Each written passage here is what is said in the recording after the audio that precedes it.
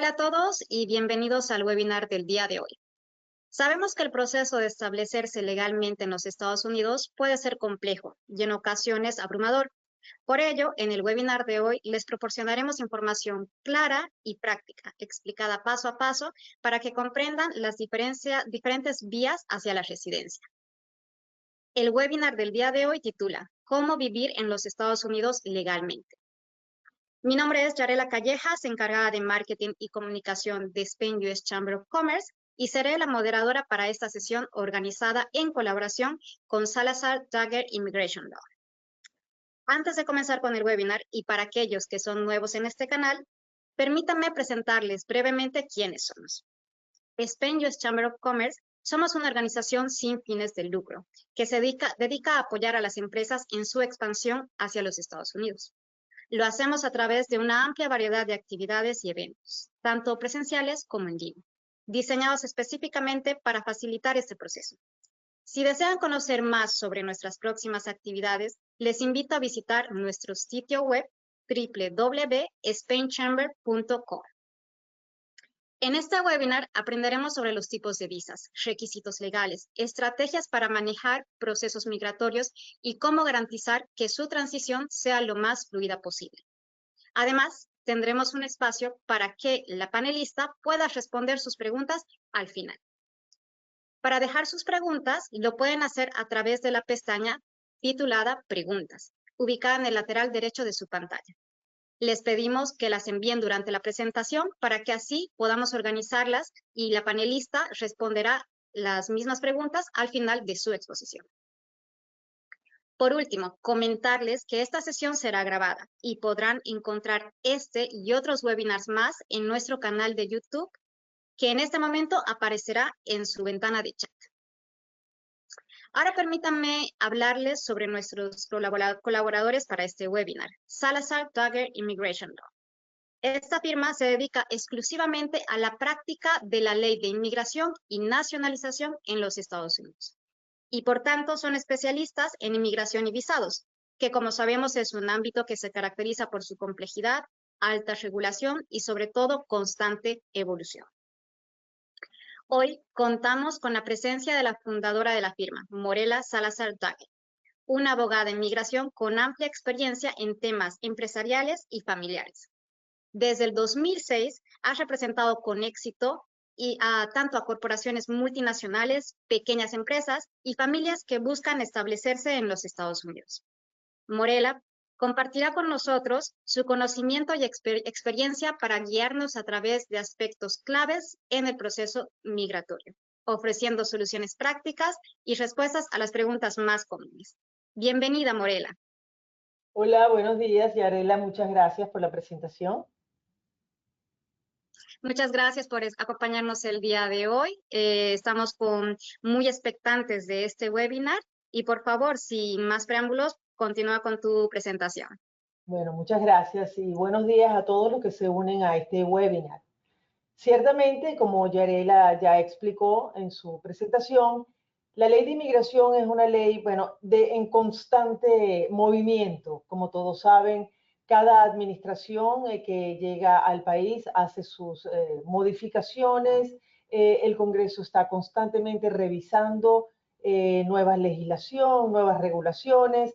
Y también, por supuesto, en la medida que el mundo va evolucionando, pues también se implementan distintos mecanismos, bien sea para llegar legalmente o para reprimir un poco también a los que están aquí sin legalidad.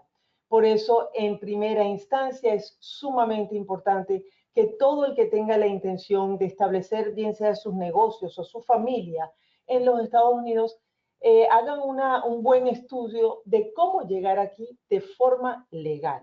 Es muy importante tener esa legalidad migratoria antes de moverse hacia adelante en el establecimiento de negocios. Entonces, con ello, yo siempre pongo un poco de lineamientos para que la gente entienda por qué yo digo que es tan importante siempre buscar la asesoría de profesionales en las distintas áreas.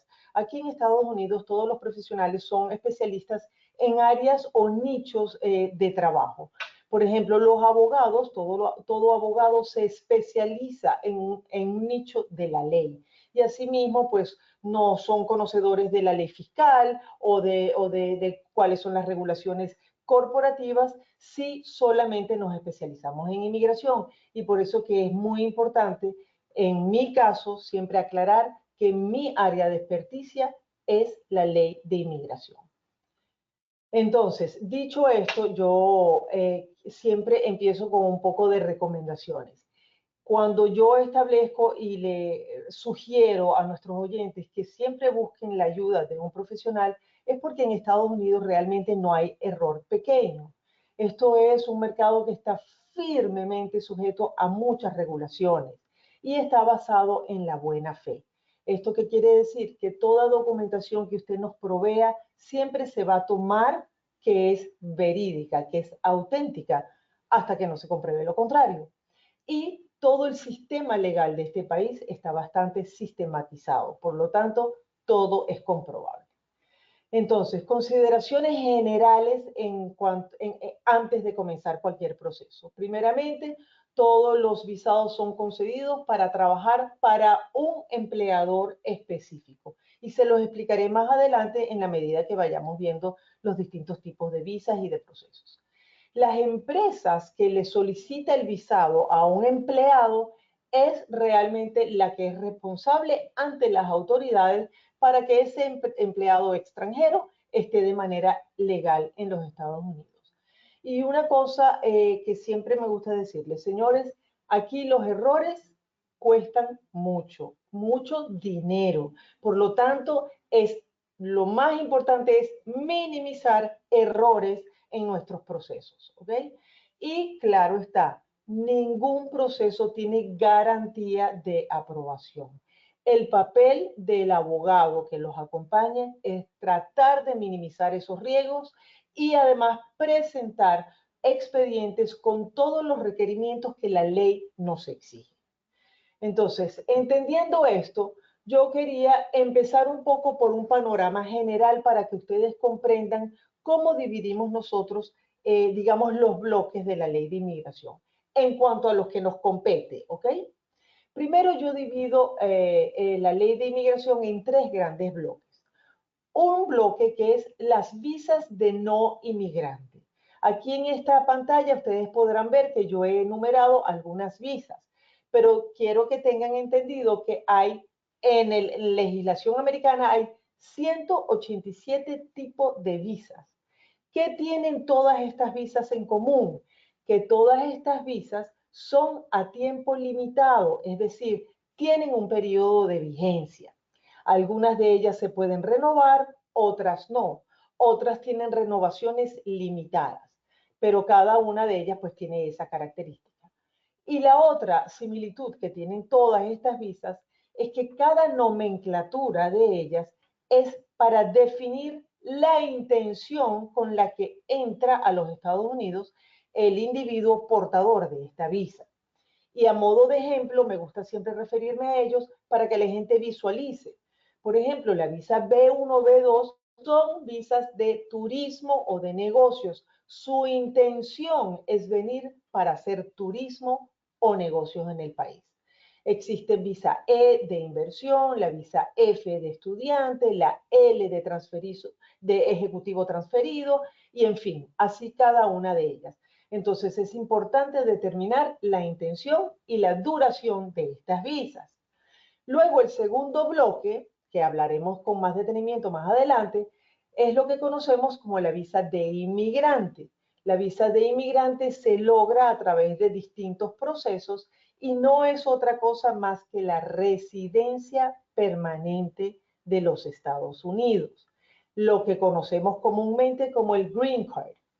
Yo, a medida que vaya hablando, los invito, amigos, a que vayan posteando sus preguntas en el chat para que al final de esta charla podamos responder a sus inquietudes. ¿Okay? Entonces, el último bloque, para concretar esto, el último bloque es lo que yo llamo el bloque de la ciudadanía. Una vez que hayamos pasado por una residencia permanente, dependiendo de la forma que obtuvimos esa residencia permanente, podemos optar por la ciudadanía norteamericana. Esto es optativo del individuo si desea tener el pasaporte norteamericano o no. Usted puede vivir siempre teniendo una residencia permanente en este país. Ahora bien, vamos al primer bloque para definirles un poquito lo que son estas visas y por qué yo quería hablarle específicamente de las visas que tengo aquí anotadas en nuestra pantalla. Las visas de no inmigrantes que más nos competen en esta charla de hoy son, yo empezaría por la visa E, sobre todo porque sé que la mayoría de la audiencia del día de hoy son ciudadanos españoles. La visa E es una de las visas más utilizadas por los ciudadanos españoles cuando quieren establecerse en Estados Unidos. La visa E, en mi opinión particular, es la visa que tiene mayores beneficios, es una visa que dan por más largos periodos de tiempo y es una visa que además le permite a un ciudadano español, como a, yo diría, todos los de la zona Schengen de Europa y algunos países de Latinoamérica, podrían, a través de su nacionalidad, pedir una visa de inversión siempre y cuando se haga una inversión sustancial. La inversión debe ser hecha en un negocio activo que genere empleo. El inversionista debe tener al menos el 50% de las acciones de la empresa y esta empresa o esta actividad debe ser no marginal. Aparte, debemos demostrarle al oficial que revise este expediente que la empresa está activa y operando y tenemos que documentar de dónde salen, cuál es el origen de los fondos que se invierten en los Estados Unidos. Y no solamente el origen, sino la trazabilidad de ese dinero. Si es a través de transferencias bancarias directamente de su país de origen a los Estados Unidos, o si es a través de una venta de un inmueble, en fin. Lo que tenemos es que documentar que ese dinero es bien habido. Ahora, me quiero enfocar bastante en esta visa porque, como les dije inicialmente, es una de las visas más utilizadas. ¿Por qué? Porque primero permite al ciudadano, en este caso español, vamos a decir, radicarse, establecer un negocio acá con esa inversión y le permite a su grupo familiar establecerse, a vivir, residenciarse, domiciliarse en los Estados Unidos. Su cónyuge, es decir, el cónyuge del aplicante principal, obtendrá un permiso de trabajo libremente en el mercado laboral americano y sus hijos menores de 21 años estarán incluidos también en esta petición. Por lo tanto, podrán llegar a los Estados Unidos e incluso estudiar en la escolaridad pública de este país. Por eso les digo que es una de las visas que mayor beneficios trae. Ahora, de las preguntas típicas que salen de este tipo de visa. Doctora, ¿cuánto es la inversión mínima que hay que hacer? Como se habrán notado, dije que la ley especificaba que había que hacer una inversión sustancial. Siempre hago esta simbología. ¿Por qué? Porque la ley no define un monto específico de inversión. Lo que sí es que dice sustancial y para ello aplican una ley de proporcionalidad. Es decir, que dependiendo del tipo de negocio que usted establezca en Estados Unidos, ahí se medirá la proporcionalidad sustancial del dinero que se le aporta a ese emprendimiento. Igualmente, esta visa tampoco determina un número mínimo de empleados. Sin embargo, en principio siempre sugerimos que tengan al menos un empleado en la nómina al momento de pedir la visa. Porque si tenemos una empresa operativa, como sugerí en principio que tenía que ser, para poder operar esa compañía, si usted no tiene autorización de trabajo, pues debe tener usted un empleado que la opere. ¿Cuál es uno de los requisitos o de dónde sale el principio fundamental de esta visa? Dije que la mayoría de los países de Europa tienen esta ventaja de poder utilizar y optar por esta visa, así como algunos países de Latinoamérica. ¿En qué se fundamenta? Se fundamenta en que el país de origen, de donde usted viene, o de donde usted tiene un pasaporte, sea un país que tenga tratados de comercio y navegación con los Estados Unidos. Y esa es la manera en que a usted le dan la opción de poder solicitar esta visa. Por ejemplo, en Latinoamérica, y solamente para que lo tengan a modo de ejemplo, Brasil no tiene estos tratados comerciales con Estados Unidos. Venezuela no tiene estos tratados bilaterales con Estados Unidos. Colombia sí los tiene, Argentina los tiene, Chile los tiene. Por lo tanto, ciudadanos de estos países que sí tienen tratados bilaterales podrán optar por esta visa. Luego, para no detenerme tanto en un solo tipo de visa y poderles hacer un paneo de todo lo que tenemos disponible, también existe la visa F. ¿Y por qué la pongo inmediatamente siguiente a la visa E? Porque como les dije, nosotros cuando hablamos de peticiones de visas, generalmente incluimos a su núcleo familiar. El núcleo familiar conlleva a cónyuges legalmente casados. Estados Unidos no reconoce las parejas de hecho, tienen que estar civilmente casados. E incluye también a sus hijos menores de 21 años.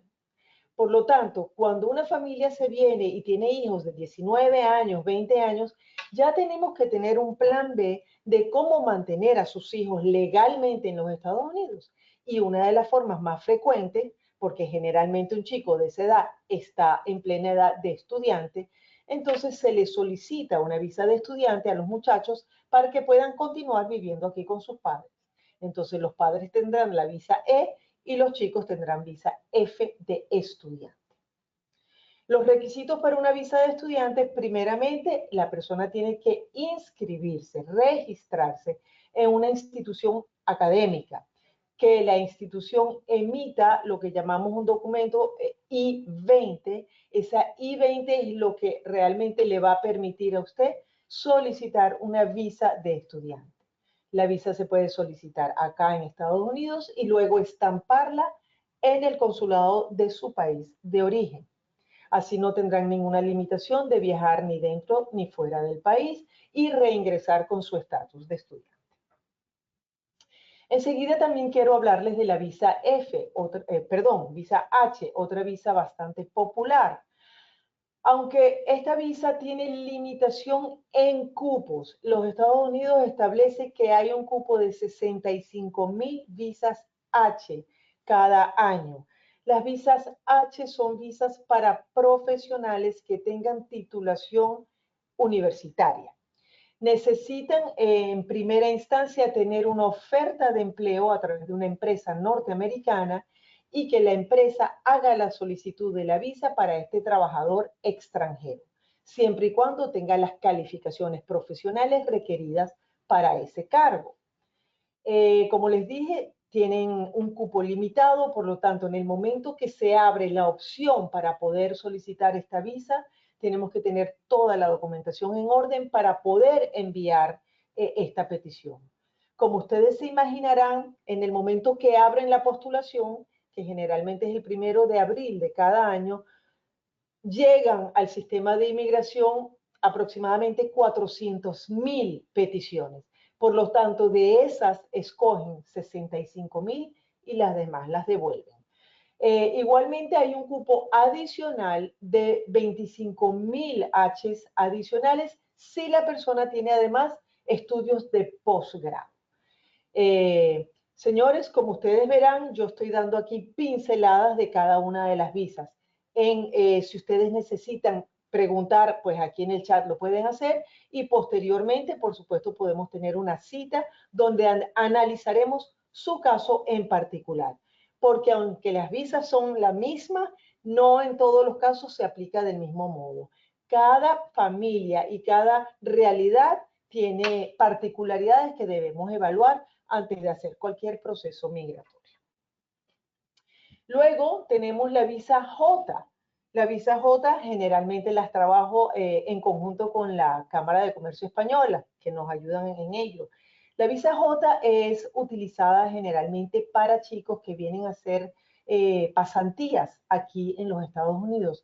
Son programas que permiten a una persona llegar aquí a los Estados Unidos con una oferta de empleo bastante interesante porque amplían sus conocimientos en su nicho pues, de estudio y les permite a estas personas vivir y trabajar, es decir, generar un ingreso en los Estados Unidos durante periodos de 18 meses, lo cual es bastante interesante.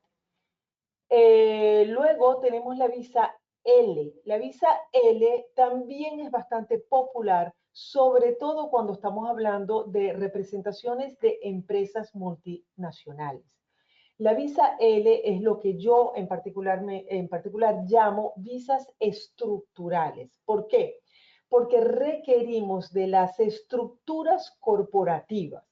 Yo necesito una estructura, es decir, un ente corporativo en su país de origen que tenga intención de abrir sucursales o filiales en el mercado americano y que además con esa filial se pretenda trasladar al personal ejecutivo o gerencial de la empresa matriz a la empresa filial.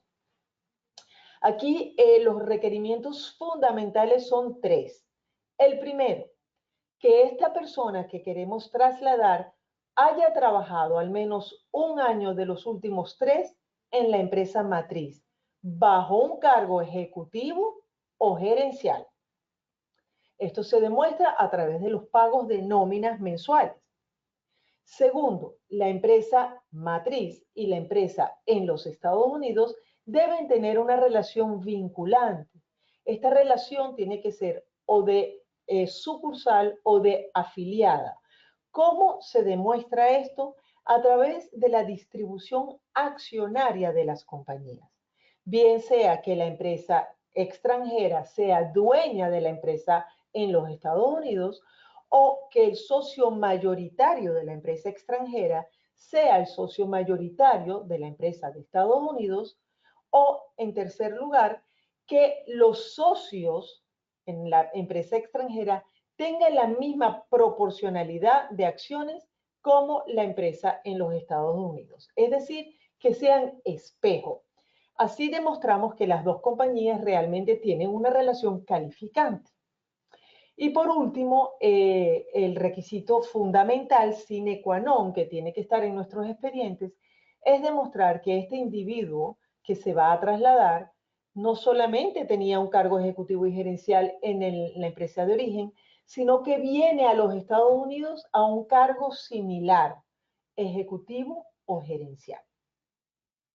Esto es una visa que requiere de mucha documentación, requiere de demostrar en principio cuál es la estructura en el extranjero, cuál es su organigrama, cuáles son sus funciones, es decir, que necesitamos comprobar mucho la solidez de la empresa en el extranjero y luego pedirle el traslado a la empresa establecida en los Estados Unidos. Esta visa en principio la otorgan por un año cuando la empresa en Estados Unidos es nueva o si la empresa en Estados Unidos ya tiene mucho tiempo de estar operativa, podemos pedir esta visa de 2 a 3 años por vez. Ahora, la visa L tiene un límite de 7 años en sus renovaciones, mientras la visa E se puede solicitar renovaciones por 5 años cada 5 años de manera indefinida. Eso es una gran diferencia entre las dos visas. Ahora bien, quería hablar ahora de la visa O. La visa O es una visa que es para personas que tienen habilidades especiales. ¿A qué se refiere esto? Es muy utilizada la visa O por personas que tienen talentos como artistas, actores, pintores, artistas plásticos o del escenario, ¿no? Igualmente se puede utilizar para personas que tienen habilidades especiales en los negocios. O sea, todo esto habría que evaluar el grado de éxito que tenga esta persona, si es reconocida en su industria, si ha obtenido algún tipo de premiación o de reconocimiento o han escrito artículos acerca de esta persona y se le puede solicitar a través de un patrocinante aquí en Estados Unidos o un agente, se le puede solicitar la visa O. Bueno, como verán, cada una tienen características muy específicas y por eso los invito a hacer una cita uno a uno para poder analizar su caso en particular. Todas estas visas les permite a la persona residenciarse en Estados Unidos y les permite trabajar legalmente en este país. Luego, quiero pasar a nuestra siguiente lámina, que sería, constituye el segundo bloque del que hablábamos, que es las visas de inmigrante. Señores, aquí me voy a referir a cómo obtener una residencia permanente en los Estados Unidos solamente basándonos en peticiones por empleo. Es decir, estamos concentrando esta presentación solamente en aquellos visados o procesos que tengan que ver con algún tipo de estructura corporativa por ofertas de empleo. ¿Ok?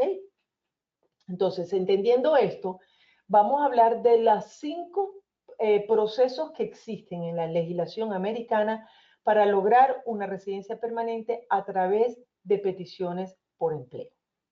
La primera de ellas es la EB-1.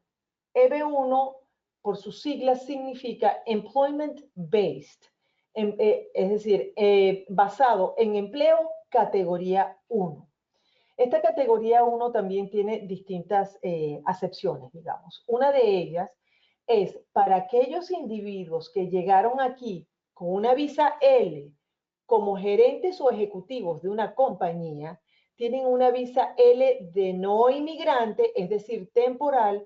Podemos hacer un proceso EB-1 para convertir esa visa L en una residencia permanente. Es decir, es un paso adicional que hay que hacer para que la persona pase de ser no inmigrante a inmigrante.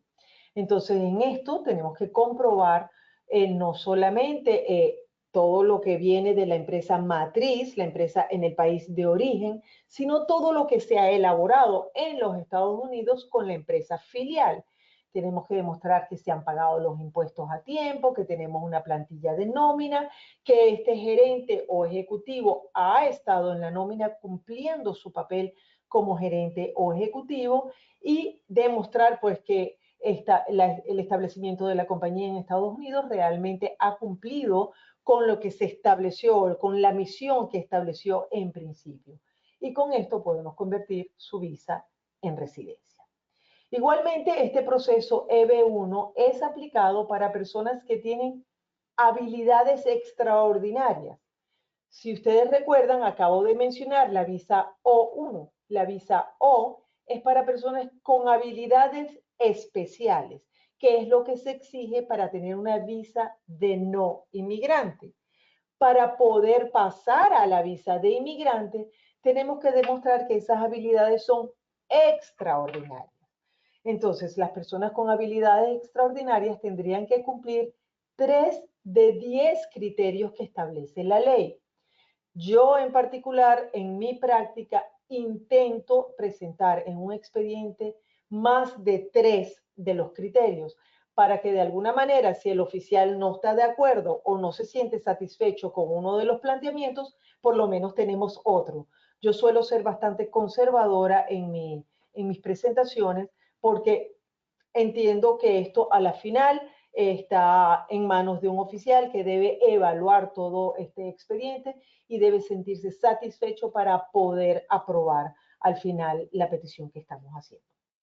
De estos 10 requerimientos o criterios, como le llamo, les puedo enumerar algunos. Primero, demostrar que la persona es sobresaliente, extraordinario en su especialidad, digamos. Por ejemplo, si usted es artista que se ha ganado premios, es decir, para ponérselo sencillo, si usted se ha ganado un Oscar, este proceso es prácticamente un hecho, ¿ok? Porque ya está usted por encima del averaje de las personas de su industria. Entonces, esto es aplicable, por supuesto, el Oscar a los artistas, y lo pongo simplemente como a modo de ejemplo, esto es aplicable en cualquier otro rubro. Las personas que son destacadas en los negocios también tienen otro tipo de premiaciones que existen, y eso lo tenemos que simplemente documentar. Que hayan escrito algún tipo de libro o que hayan artículos escritos acerca de esa persona. Que la persona gane más dinero de lo que gana el averaje de la gente en su industria. Ese es otro de los criterios. Que la persona pueda demostrar, ahorita no me viene a la mente los otros criterios, pero bueno, a la final que puedan demostrar que esa habilidad es realmente extraordinaria. Y por último, la EB1 también es aplicable para aquellos investigadores en medicina o en ciencias, para researchers. Es utilizada la EB1 también. Como ustedes verán, pues esto es una categoría, un proceso que se utiliza para personas que están por encima de la veraje. Luego, tenemos la EB2, es decir, basado en empleo, categoría 2. En la categoría 2 tenemos dos tipos de procesos. Uno, que es el que es típicamente conocido como EB2, que es lo que llamamos certificación laboral. La certificación laboral es un proceso sumamente largo que no voy a entrar en detalles porque realmente requiere de mucho detalle, pero es un proceso que comienza ante el Departamento Laboral, es decir, el Ministerio de Trabajo, que conocemos en la mayoría de nuestros países. El Departamento Laboral estipula o especifica cuál va a ser el salario que una persona con ciertas características debe ganar si tiene una oferta de empleo en los Estados Unidos. Entonces, por allí ya entendemos que todo esto empieza o parte de una oferta de empleo. Una empresa americana le ofrece el trabajo a un trabajador extranjero. Tenemos que ver que no haya un trabajador americano que pueda llenar esa vacante. Por lo tanto, tenemos que evaluar bien el currículum de esta persona y tenemos que evaluar cuál es el cargo que se le está ofreciendo a esta persona.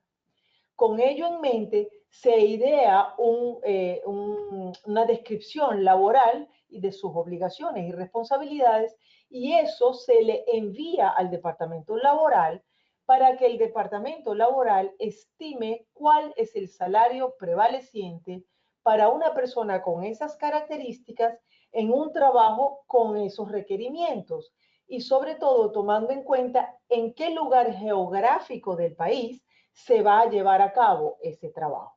Siempre digo yo, y me refiero siempre a mis ejemplos, que no gana lo mismo un abogado en Nueva York que un abogado en Kentucky, que un abogado en Florida.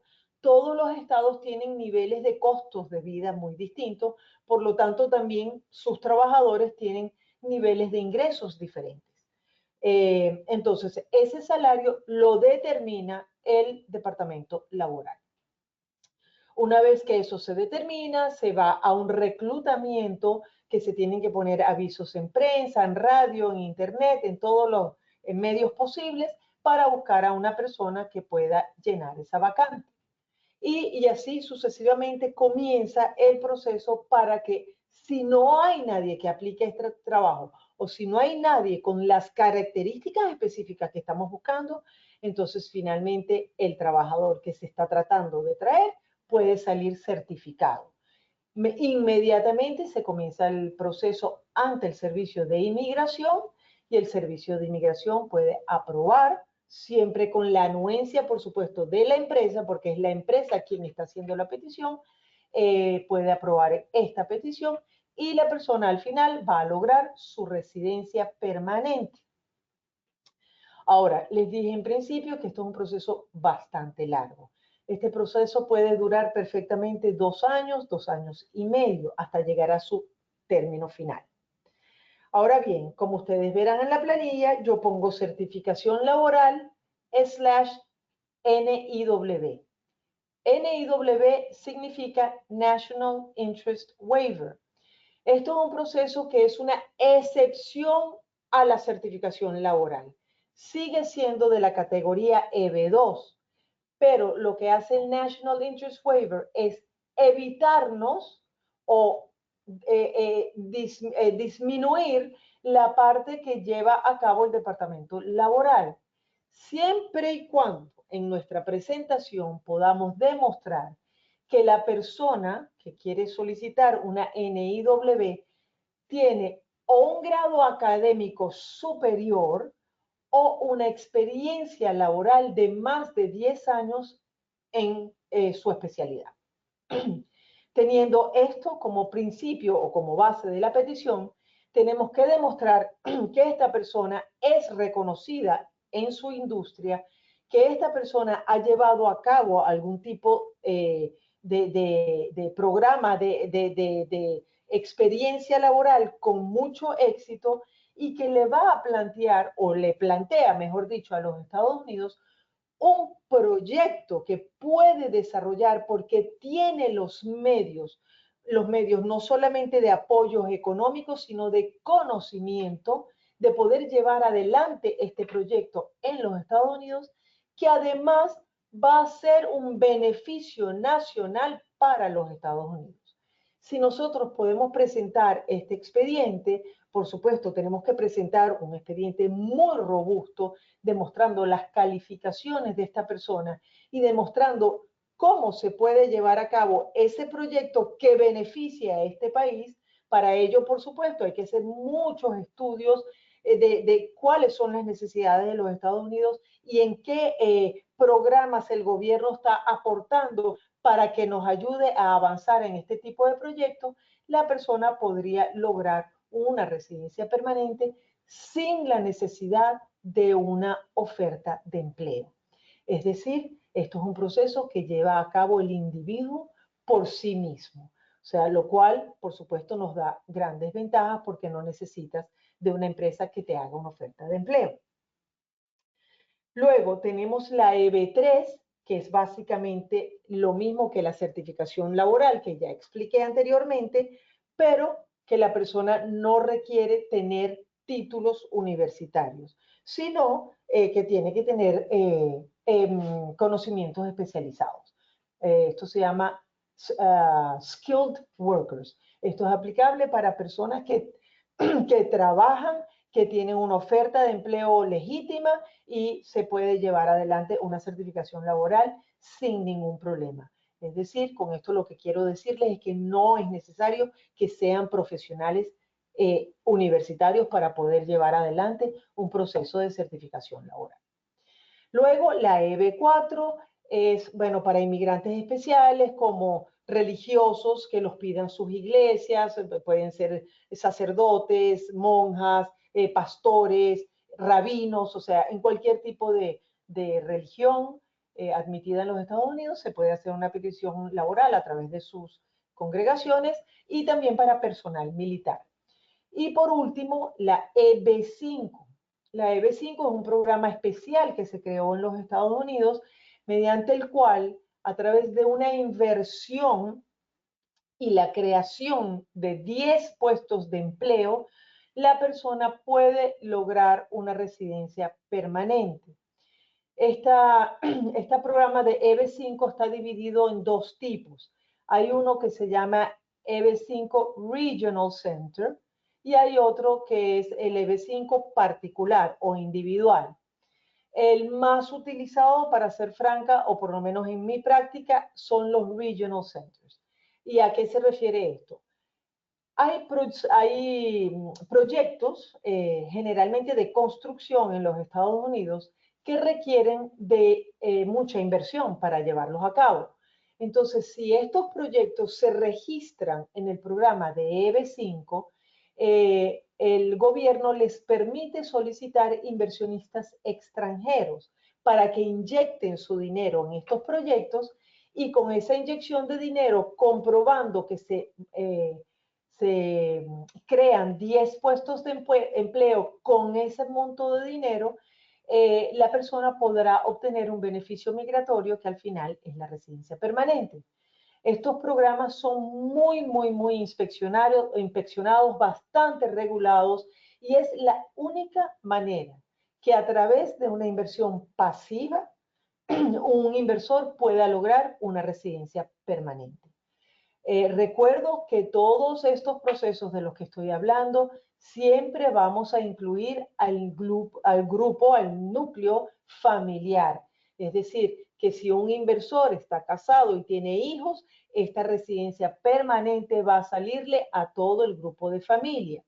¿Por qué hago mención en este instante? Porque muchas personas optan por este programa de EB5, cuya inversión es bastante cuantiosa, no voy a decir que no. En los Regional Centers la inversión es de $800,000, más otros gastos agregados que vienen a ello. Pero estos $800,000 le permiten a usted hacer una solicitud de residencia permanente para todo su grupo familiar. Esto lo hacen generalmente cuando los chicos están a los 20 años, 19 años, que quizás no le da tiempo de poder llevar a cabo otro proceso y lograr la residencia para todos. Ahora bien, otro detalle que quiero decir de la EB5 antes de culminar con esto es que el programa de EB5, cuando usted inyecta su dinero en un proyecto de estos de Regional Centers, una vez culminado el proyecto, esos $800,000 son retornados al inversor. Dependiendo del proyecto, hay algunos que ofrecen algún retorno de su inversión, hay unos que tienen mejores programas que otros, hay unos que lo devuelven a los 5 años, otro a los 7, pero eso es una cuestión ya particular en el momento de su elección por el programa donde quiera usted invertir. Pero el punto es que el dinero debe retornarse y al final usted va a tener una residencia permanente en este país junto a su grupo familiar. No sé, bueno, mira, ya tengo 40 y pico minutos hablando. Paso a la siguiente planilla que para también incluir aquí que claro, ya esto no tiene nada que ver con empleo, sino la visa de inmigrante que se logra a través de peticiones familiares. También quería hacer mención de esto rapidito, porque muchos de ustedes podrán a lo mejor tener familiares norteamericanos. Si usted tiene un hijo mayor de 21 años que es ciudadano americano porque nació en este país o porque se hizo nacional de este país por cualquier otra circunstancia, puede hacer una solicitud por sus padres. Igualmente, si usted se casa con un ciudadano norteamericano, el ciudadano puede hacer esta petición por usted. Esto es lo que llamamos solicitudes o peticiones familiares. Entonces, hay distintas categorías en ellos también, pero es importante que lo tengan en cuenta que sí existe también esta posibilidad. Estos procesos tienen dos fases. Una es la petición familiar per se, donde el ciudadano americano plantea al gobierno americano que quieren solicitar a su cónyuge o que quiere solicitar a sus hijos o a sus padres. Y luego la segunda fase se puede hacer. Si están en territorio americano, podemos hacer un ajuste de estatus aquí en los Estados Unidos, o si están en su país de origen, se puede hacer el proceso a través del consulado de los Estados Unidos en su país de origen y allí lograr la visa de inmigrante, y una vez que ingrese en los Estados Unidos, usted podrá solicitar o le llegará por correo postal, mejor dicho, su residencia permanente, es decir, su green card. Y con ello solicitar su Social Security Number, que es el número que lo identifica fiscalmente ante Hacienda. Y bueno, a partir de eso voy a hablar entonces del último grupo, que es la ciudadanía. Muy fácil. La ciudadanía, una vez que una persona ha logrado la residencia permanente, si es a través de empleo, usted tiene que ser residente durante un periodo de 5 años y tiene que haber permanecido en territorio americano durante 913 días de esos 5 últimos años de su residencia permanente. Esto yo los invito que si este es el caso de ustedes, empiecen a contabilizar los viajes que han hecho fuera y cuando reingresan al país, porque esos días hay que contarlos y hay que plantearlos dentro de la petición. Ahora bien, si usted logró su ciudadanía a través del matrimonio con un ciudadano americano o ciudadana americana, entonces el periodo no son 5 años de espera, sino 3, desde el día en que obtuvo su residencia permanente. Y en esos 3 años también tiene que haber cumplido con una cuota de días físicamente presentes en los Estados Unidos. Usted hace un examen cívico de inglés ante un oficial de inmigración y una vez que pase ese examen, entonces se le invitará a hacer una juramentación a la bandera y con eso usted se convierte en ciudadano americano. Bueno, creo que más o menos ya les he dado un poquito el panorama de todo lo que involucra pues estos procesos muy por encima, claro está, pero bueno, estoy abierta a sus preguntas, a lo que ustedes requieran. Perfecto, sí, muchas gracias, Morela. La verdad que ha sido una presentación muy completa y estoy segura que muchos de los asistentes el día de hoy han podido encajar su situación en alguna de las opciones que tú nos has presentado. Muchas gracias, la verdad que ha estado muy completo. Pues sí, efectivamente ya tenemos bastantes preguntas, muchas preguntas para serte sincera, y vamos a tratar de abordar algunas de ellas. Entendemos que por la limitación de tiempo, pues quizás no podamos llegar a todas ellas, pero justo ahora ya tenemos en pantalla también los datos de contacto para que así la gente también vaya apuntando y tomando nota a quién pueden contactar posterior al webinar. Pues vamos con la primera pregunta. Dice, ¿cuáles son las razones más comunes por las que se niega una certificación laboral y cómo se puede evitar estos errores? Ok, muy interesante la pregunta, la verdad. La certificación laboral se puede negar primeramente porque el empleador no tenga la capacidad de pago del salario que preestableció el departamento laboral. Por eso es que dije, antes de presentarles la certificación laboral, que esto es un proceso muy largo y de mucho detalle. En principio, y antes de iniciarlo, nosotros en el despacho hacemos una evaluación exhaustiva de los impuestos sobre la renta de la empresa para ver realmente cuán sólida es antes de iniciarlo. ¿Ok? Y por otro lado, también tenemos que ver de qué manera realmente encaja la experticia del trabajador que ustedes pretenden solicitar dentro de las funciones de la compañía.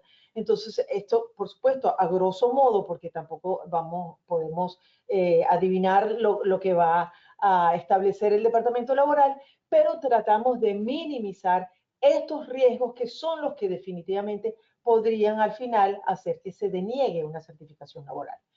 Por otro lado, también existen, por ejemplo, cuando hacemos los avisos de que esa vacante está abierta, tenemos que ser muy delicados de que esos avisos salgan publicados justamente en la zona donde ese trabajo está vacante. Ha sucedido en ocasiones que se pone el aviso en Nueva York y resulta que el trabajo es en California. Eso es injusto y es engañoso, porque realmente la gente que está en California es la que le interesa ese trabajo. Entonces tenemos que ser muy delicados con todos los pasos que llevamos a cabo durante todo el proceso de certificación laboral para que no nos suceda ese imprevisto. Muchas gracias. Tengo otra pregunta también relacionada a la certificación laboral y consultan. Si estoy en Estados Unidos y comienzo mi proceso de certificación laboral, ¿me quedo bajo algún estatus? Excelente pregunta también y la hacen con mucha frecuencia. Realmente la certificación laboral per se no da estatus. ¿Ok? Es un proceso que de hecho se puede llevar a cabo estando usted en su país de origen, siempre y cuando el empleador, el patrono, que es realmente quien está haciendo el proceso, esté dispuesto a iniciarlo, se puede hacer sin ningún problema. Pero usted no tendría estatus a menos que tenga un estatus de no inmigrante distinto, o sea, que no tenga nada que ver con la certificación laboral. Por ejemplo, yo tengo muchos clientes que están con visas E porque tienen un emprendimiento propio, pero mientras ellos llevan a cabo su emprendimiento propio, hay una compañía americana que está interesado en contratarlo a usted, ojo, o a su cónyuge, porque por eso es que hago tanto hincapié que todos los procesos van a involucrar al grupo familiar. Si es su cónyuge quien tiene esta oferta de empleo, porque recuerden que va a tener permiso de trabajo si están bajo una E, a lo mejor el empleador está interesado en llevar a cabo este proceso por su cónyuge. Entonces, así podemos cubrir a la familia entera. Perfecto. Otra pregunta. ¿Cuál es el monto mínimo de inversión para aplicar a la E, a la visa E? ¿Aplica Perfecto. el NAFTA? Ok, el NAFTA es un tipo de programa que solamente aplica para ciudadanos canadienses y mexicanos. Eso es un tratado bilateral entre los dos países fronterizos con Estados Unidos. Lo que estamos hablando de la visa E no tiene nada que ver con el NAFTA, ¿ok? Eso en primer término. Segundo, en la visa E, como yo les expliqué, no existe un monto mínimo de inversión, pero tomando en cuenta la sustanciabilidad de ese test de proporcionalidad del que les hablé, pues se supone que hay una inversión más o menos importante. Por lo general, los abogados, por lo menos en esta zona del país donde estoy yo, que es en el sur de la Florida, generalmente decimos que una inversión alrededor o por sobre los $100,000, ya cualquier oficial consular lo puede considerar sustancial. Ahora bien, señores, apliquemos un poquito también la lógica en estas cosas. Y me remito una vez más a los ejemplos. No es lo mismo montar una heladería que puede costar $200,000. Si usted invierte 100, 120, ya es sustancial. A montar una línea aérea. $100,000 no es nada para una línea aérea. Entonces a eso me refiero con el test de proporcionalidad. Por eso que quiero que lo vean así. Gracias, Morela. Veo que tenemos audiencia de diferentes lugares y de hecho esta es de una persona venezolana que al parecer está un poco preocupado por los cambios y la transición que está generando por Trump, ¿no? Generados a través de Trump. Y Sí. me preguntan acerca del TPS. Dice, ¿qué opción tiene una persona venezolana de renovar el TPS, dado que no, que hoy ya se han cancelado? Efectivamente. Bueno, no era el tema del día de hoy, pero con muchísimo gusto, porque como habrán notado mi acento, yo también soy de origen venezolano y sigo no solamente por abogado, sino que por mi nacionalidad sigo muy de cerca estas cosas. Ciertamente hoy se anunció que se cancelaba o se revocaba la renovación del TPS. Por lo tanto, todo el que tiene TPS hoy en día lo tiene vigente, bien sea hasta abril o hasta septiembre de este año. Revisen bien su documentación. Eh, Hoy, lamentablemente, amanecimos con la noticia de que habían cancelado la renovación por 18 meses adicionales. Sin embargo, señores, yo los invito porque creo que es mi naturaleza además tratar de calmar las angustias, que sé que esto es angustioso, pero no sabemos qué puede suceder. Puede haber un bloqueo a través de un juez. O sea, vamos a esperar a que se desarrolle un poquito la noticia. Esto ha pasado hace apenas horas. Que no cunda el pánico, como, yo sé que es muy fácil para mí decirlo, pero que no cunda el pánico, busquen alternativas. ¿Qué otra visa tenía usted? Si tiene un asilo pendiente, todavía usted está bajo su estatus de asilo. Es decir, tenemos que evaluar la situación particular de cada individuo. También vamos a evaluar, porque la ley de la regulación del TPS también establece que una persona que tenía un estatus antes de haber pedido su primer TPS podrá volver a ese estatus siempre y cuando lo haya mantenido. Entonces, por eso digo, tenemos que evaluar muy detalladamente el caso particular de cada quien. Perfecto, muchas gracias, Morela. También quiero aprovechar mencionarle a nuestros asistentes de que tenemos ahí en pantalla los datos de contacto por si de repente son preguntas muy específicas.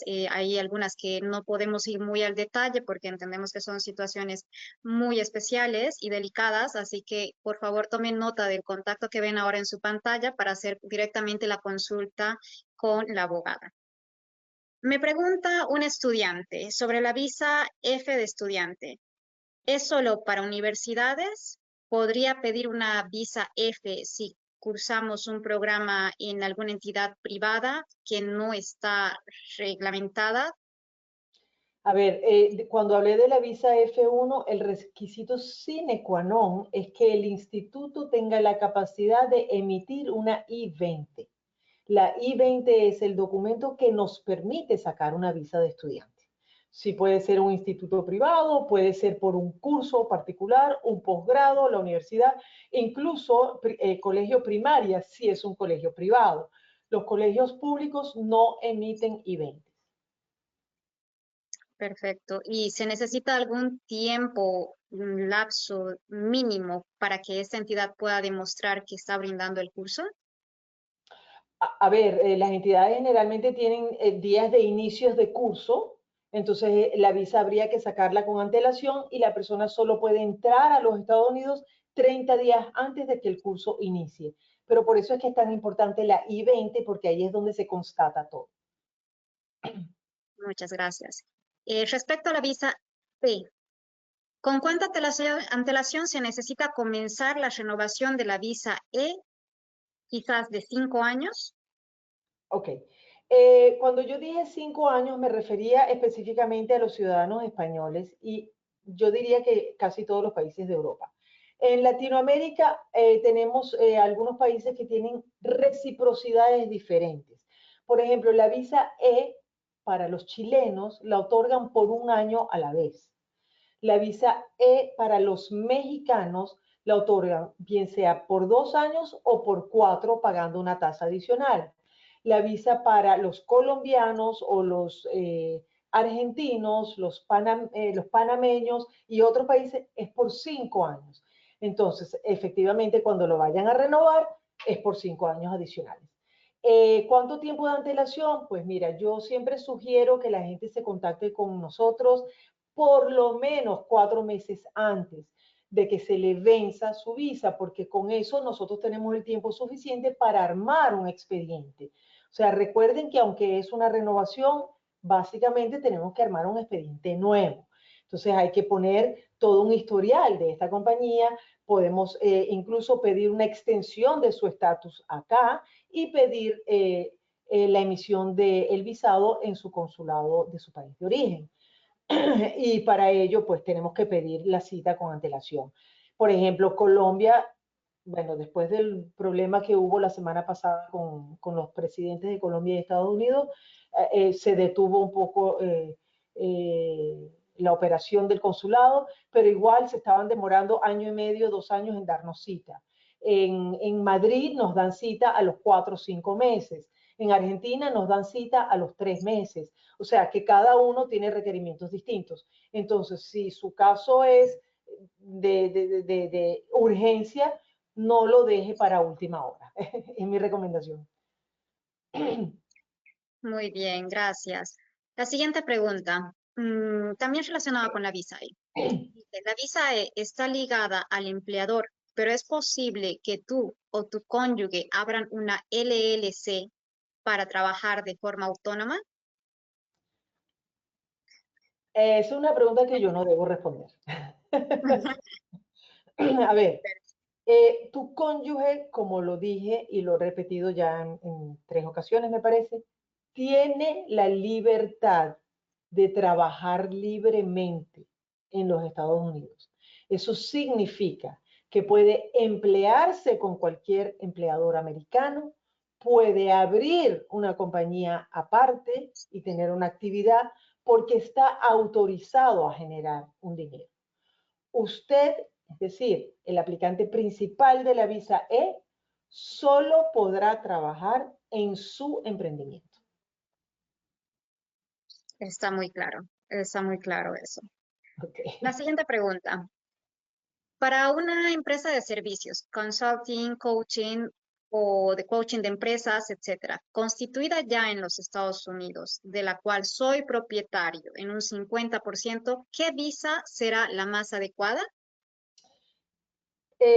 Bueno, tenemos que analizar cómo está, si usted tiene una compañía en su país de origen, tenemos que analizar cuán sólida es esa empresa en su país de origen.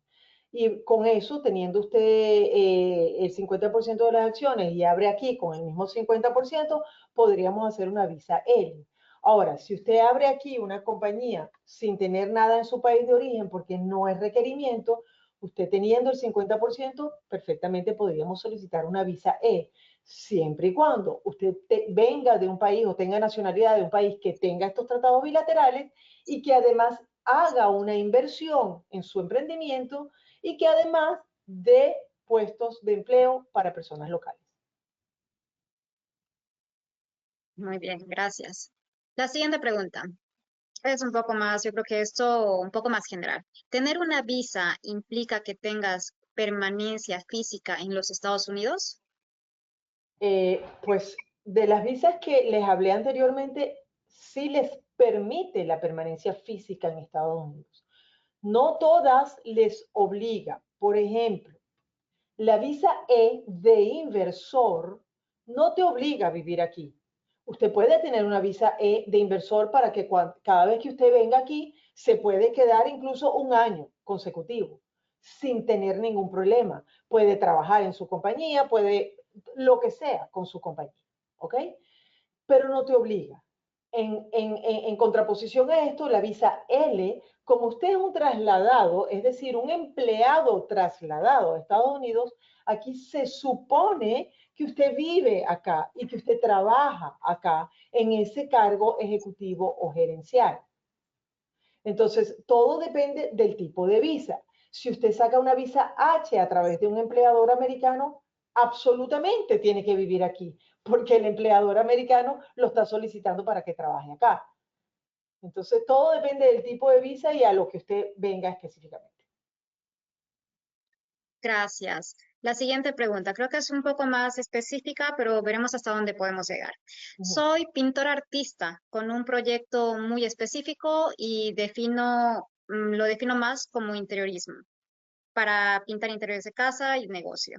Entiendo que esa persona se encuentra actualmente con una visa E. Y nos pregunta, ¿cuál es la mejor visa o qué visa y por qué la visa con la que estoy me ajusta para poder sacar una visa de permanencia en los Estados Unidos? Ajá, que si Con la con visa E, está con la visa E. la pregunta concreta es que si con la visa E, él puede convertir eso en residencia permanente. Sí, Ok.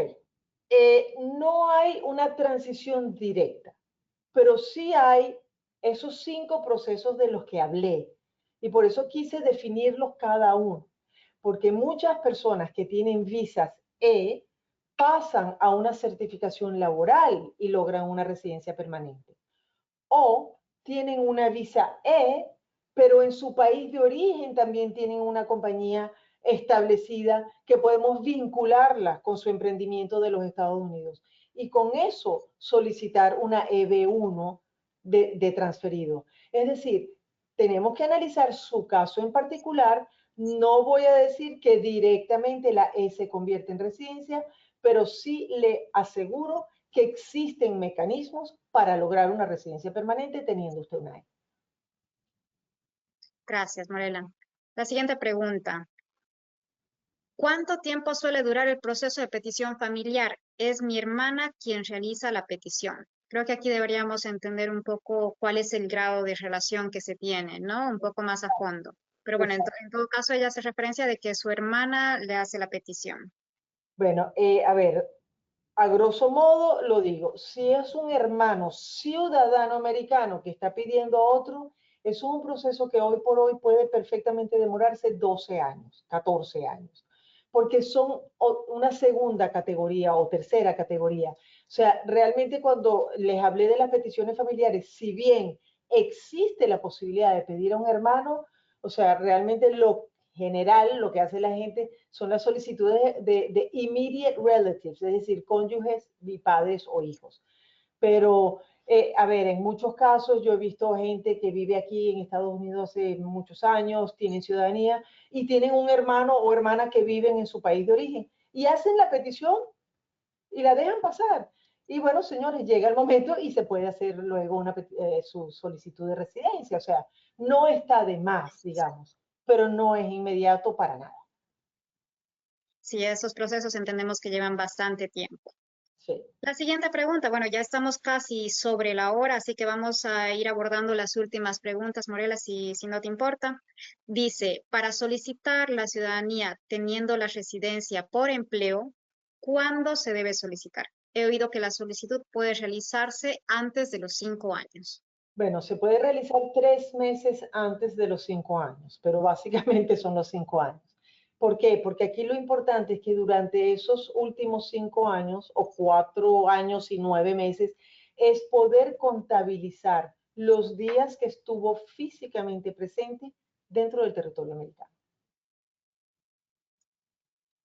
Me preguntan, creo que es nuevamente la persona venezolana. Aprovecharemos de responder esta última pregunta. Dice, ¿qué otras opciones pudiera tener esta persona en el caso de que no se pueda renovar el TPS? Ok, bueno, voy a repetir un poquito lo que dije. Yo, si usted tenía un estatus anterior al TPS, se puede evaluar la posibilidad de regresar a ese estatus. Si usted estaba en estatus ilegal en este país, honestamente no le tengo una respuesta en este momento porque no sabemos qué va a pasar. Necesitamos saber cuáles son las extensión de esta revocación del TPS. Queremos saber qué es lo que va a pasar. No sabemos si se va a interponer una demanda en este momento para bloquear esa revocación. No tenemos mayor información en este instante. Pasó hace pocas horas. Perfecto. Muchas gracias, Morela, por el tiempo. Estamos muy contentos, la verdad, por toda la información, por toda la aclaración con las dudas. Lamento decirle que no hemos podido abordar a todas las preguntas, pero no se preocupen que todas estas preguntas las vamos a compartir luego con la panelista y ahí también tienen ustedes en pantalla los datos de contacto. Así que muchas gracias por el tiempo proporcionado el día de hoy.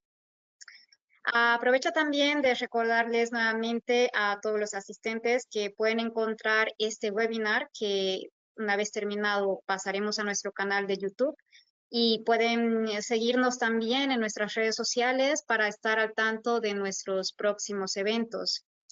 Muchas gracias, Morela, por tu tiempo. A Y con usted, esto daría finalizado el webinar. Gracias a todos por asistir el día de hoy. hasta luego. Adiós.